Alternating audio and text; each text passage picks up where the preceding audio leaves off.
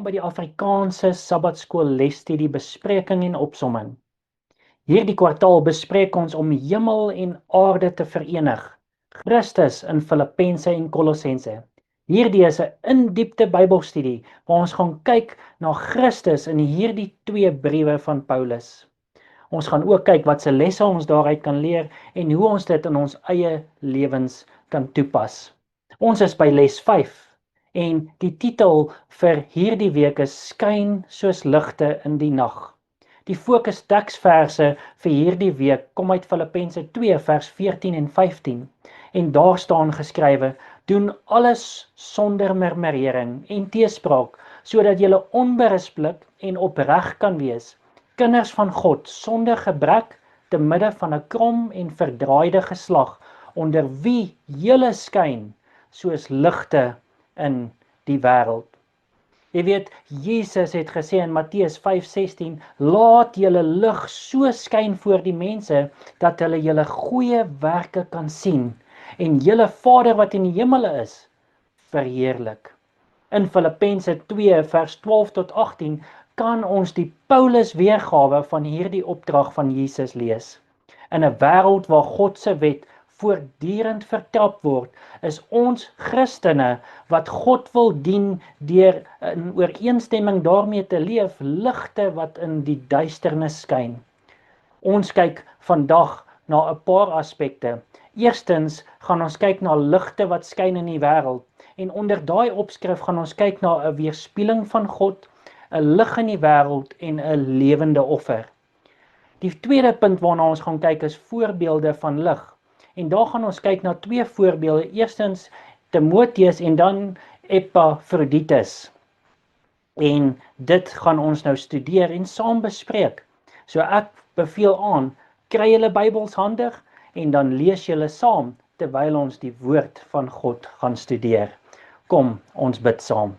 Ons almagtige hemelse Vader, terwyl ons in u woord gaan delf, vra ons dat die Heilige Gees aan ons harte sal aanraak, ons die lesse sal leer en dit toepaslik maak vir ons daaglikse lewe.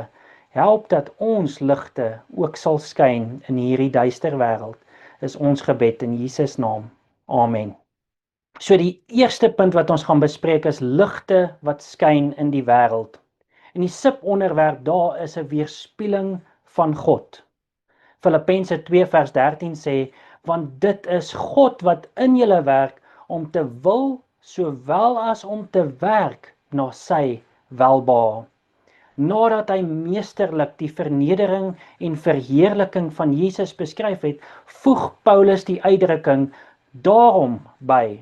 Dit wil sê, aangesien Jesus homself verneder het en verhef is, sodat en elke tong erken dat Jesus Christus die Here is, tot heerlikheid van God die Vader, volgens Filippense 2 vers 11, moet die Filippynse gelowiges by uitbreiding ons almal eintlik iets daaraan doen. Ons eerste taak is om ons verlossing met vrees en bewing uit te werk volgens Filippense 2 vers 12. In Filippense 2 vers 12 staan daar juis geskrywe: Daarom, my geliefdes, soos julle altyd gehoorsaam gewees het, nie in my teenwoordigheid alleen nie, maar baie meer nou in my afwesigheid, werk julle eie heil uit met vrees en bewing.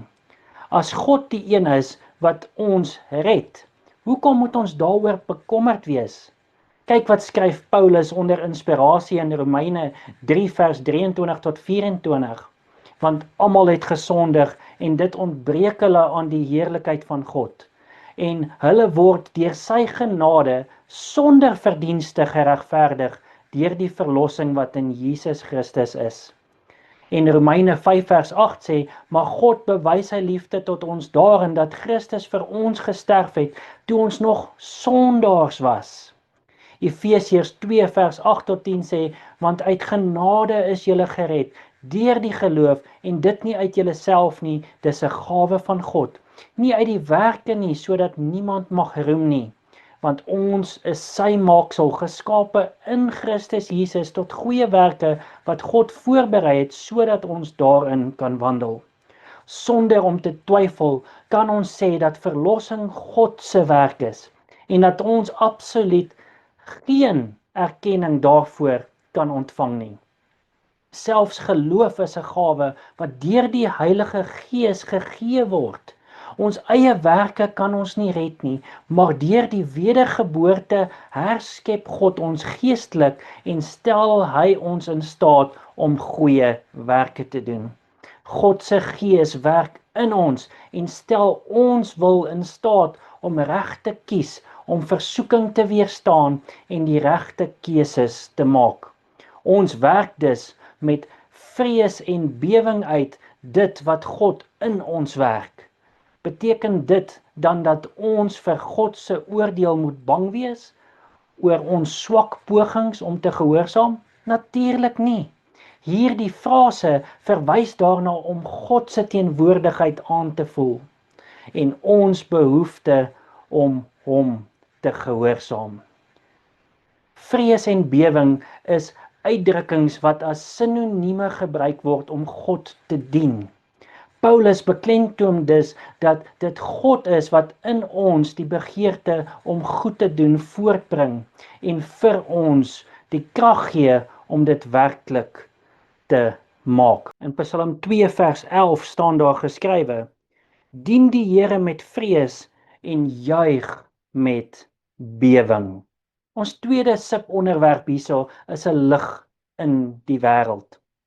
Op 'n maanlose nag, weg van die glans van die stede en die straatligte, kan daar meer sterre gesien word, want dan lyk asof dit helderder skyn. Dit is die kontras wat die verskil teweegbring. Hoe donkerder die uitspansel, hoe meer duidelik skyn die sterre. Dieselfde gebeur met ons getuienisse. Hoe groter die morele verval rondom ons is, hoe groter is die kontras tussen die lewens van God se ware volgelinge en die wêreldlinge sin. Hoe belangrik is dit dan nie om toe te laat dat die valse ligte van die wêreld se idees, druk en gebruike ons getuienisse laat vervaag of totaal laat verdwyn nie. Paulus skryf in Filippense 2 vers 15, sodat julle onberispelik en opreg kan wees, kinders van God sonder gebrek, te midde van 'n krom en verdraaide geslag, onder wie julle skyn soos ligte in die wêreld. Paulus stel 3 aspekte voor wat gelowiges in hierdie wêreld laat skitter. Die eerste een is handhaaf eenheid in Filippense 2 vers 14.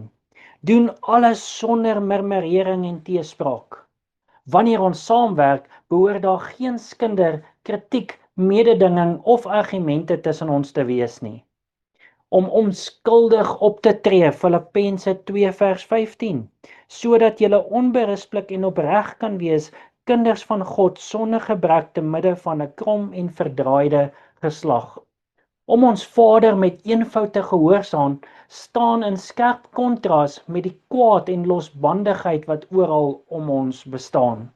Die derde punt wat hy hier uitbring is om getrou te wees aan die woord van God, Filippense 2 vers 16, deurdat julle die woord van die lewe vashou. Ons optrede en ons denke moet in ooreenstemming wees met wat die Bybel leer. Waar duisternis die grootste is, skyn lig die helderste. In 'n wêreld waar God sistematies verwerp word, moet ons Christene met die lig van Christus skyn. Ons derde subonderwerp is 'n lewende offer. Maar al word ek as 'n dankoffer uitgegiet oor die offer en bediening van julle geloof, verbly ek my, sê Paulus. Ja, verbly ek my saam met julle almal, Filippense 2 vers 17. Alhoewel Paulus gehoop het om vrygelaat te word, was daar 'n moontlikheid dat hy veroordeel sou word. Hy stel hierdie moontlikheid voor as 'n eer wat as 'n dankoffer uitgegiet word. Die dankoffer het bestaan uit die gooi van 'n vloeistof oor die offer wat aangebied is. In hierdie geval was die betrokke offer die Filippense. Sou die Filippense sterf? Glad nie. Hul offer het bestaan uit die diens van jou geloof.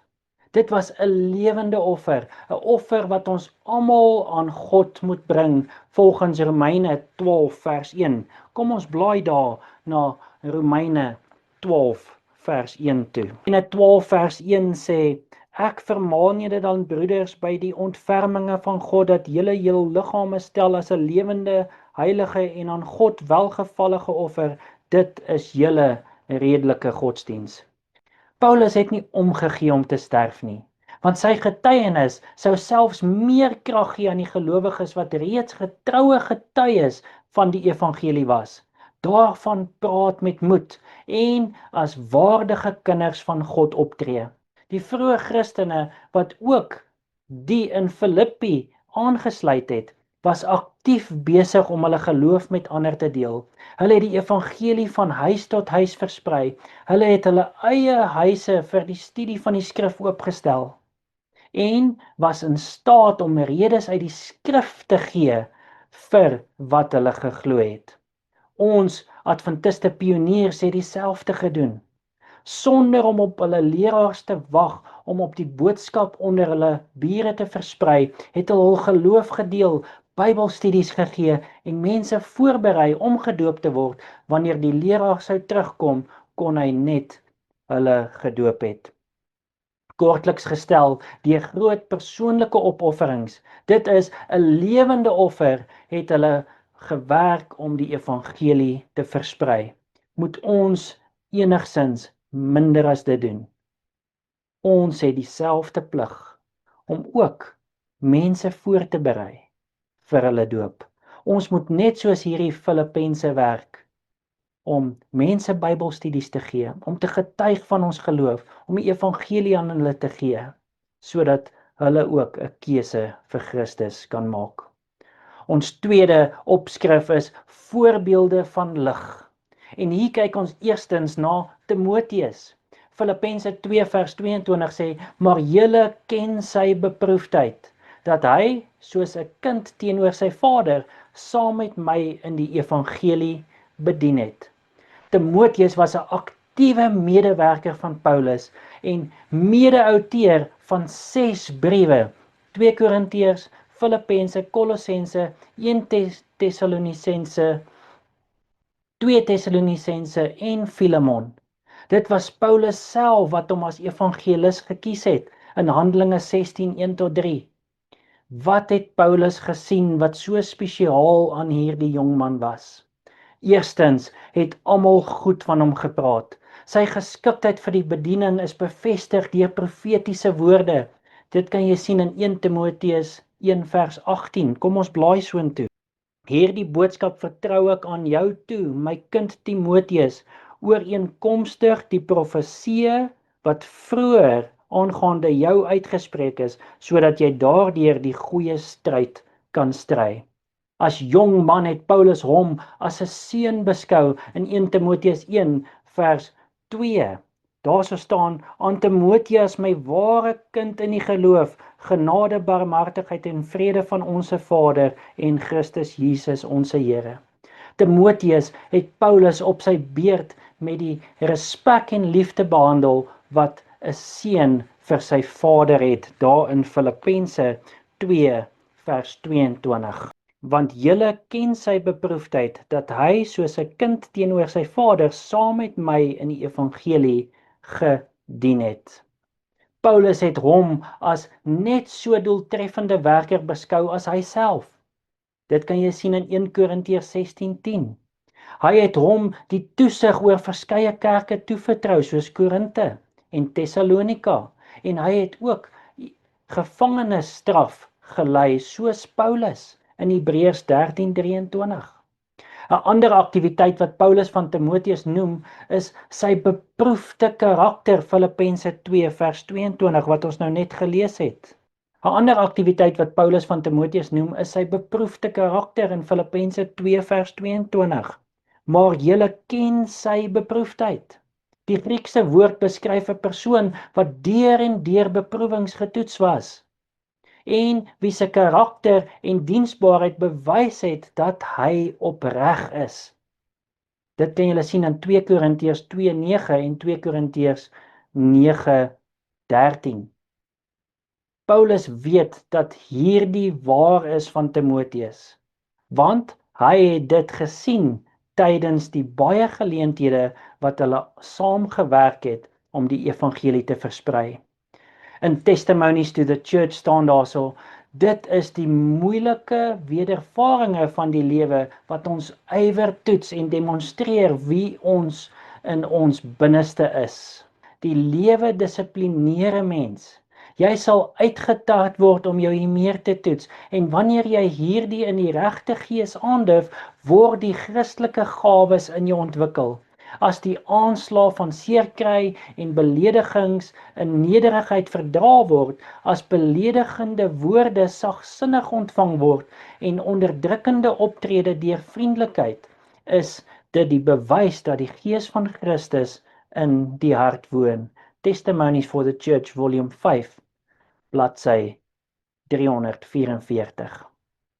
Ons tweede persoon waarna ons hier gaan kyk is Epaphroditus.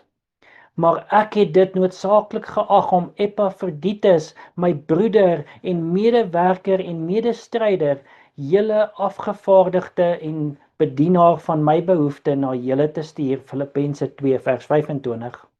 Toe die Filippense hoor dat Paulus in Rome gevange gehou is, het hulle besluit om hom hulp te stuur om sy behoeftes te bevredig, soos kos, klere ensovoorts.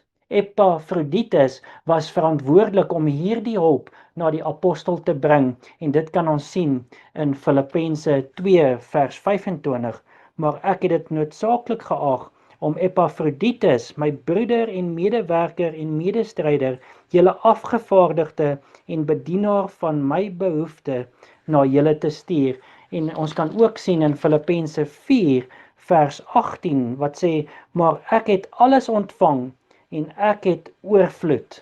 En dit was wat Epaphroditus vir hom gebring het. Epaphroditus het nie net hulp gebring nie, maar het Paulus vergesel, hom in sy behoeftes gehelp en met hom saamgewerk om die evangelie te versprei. In sy ywer vir die evangelie het hy sy eie lewe gewaag en ernstig siek geword, volgens Filippense 2 vers 27 en vers 30, want hy was ook siek tot by die dood, maar God was hom barmhartig. Toe die Filippense hiervan hoor, was hulle bekommerd oor hom. Dit was die hoofrede waarom Paulus besluit het om hom te stuur om die brief aan hulle oor te lewer. Dit sien ons in Filippense 2 vers 26 en 28. Want hy het na julle almal verlang en was besorg, omdat julle gehoor het dat hy siek was. En vers 28 sê, ek het hom dus des te spoediger gestuur, sodat julle hom kan sien en julle weer verbly en ek minder bedroef kan wees. Paulus vra dit en hou sulke manne in eer in Filippense 2:29. Epaphroditus was ongetwyfeld 'n getroue Christen gewees. Dis nie meer lank voordat elke mens getoets sal word nie. Die merk van die dier sal op ons afgedwing word. Diegene wat geleidelik aan wêreldse vereistes toegegee het en tot wêreldse gewoontes ingestem het, sal dit nie moeilik vind om liewer aan die owerhede oor te gee as om hulle self aan bespotting, belediging, gevangenskap, bedreiging en dood bloot te stel nie. Wanneer 'n menigte valse broeders van ware broeders geskei word, dan sal die geskuildes, die verskuildes geopenbaar word en onder die banier van Christus hulle met uitroepe van blydskap skaar. Hulle wat inkennig en wantrouig was, sal hulle openlik aan die kant van Christus en sy waarheid skaar. Die swakste en twyfelagtiges in die kerk sal soos Dawid gewillig wees om te waag en te durf. Hoe donkerder die nag vir God se volk, hoe helderder sal hulle soos sterre skyn. Satan sal die getroues erg tuister, maar hulle sal in die naam van Jesus meer as oorwinnaars uittreë. Testimonies for the Church, volume 5, bladsy 81 en 82, vry vertaal. Terwyl Jesus ons voorspraak vir ons in die hemel smeek, werk die Heilige Gees in ons om te wil en te doen na sy goeie welbehae. Die hele hemel stel belang in die verlossing van die siel. Watter rede het ons dan om te twyfel dat die Here ons sal en wil help? Ons wat die mense leer, moet self 'n lewensbelangrike verbintenis met God hê. In gees en woord behoort ons vir die mense soos 'n bron te wees, want Christus is in ons 'n bron van water wat opspring tot die ewige lewe.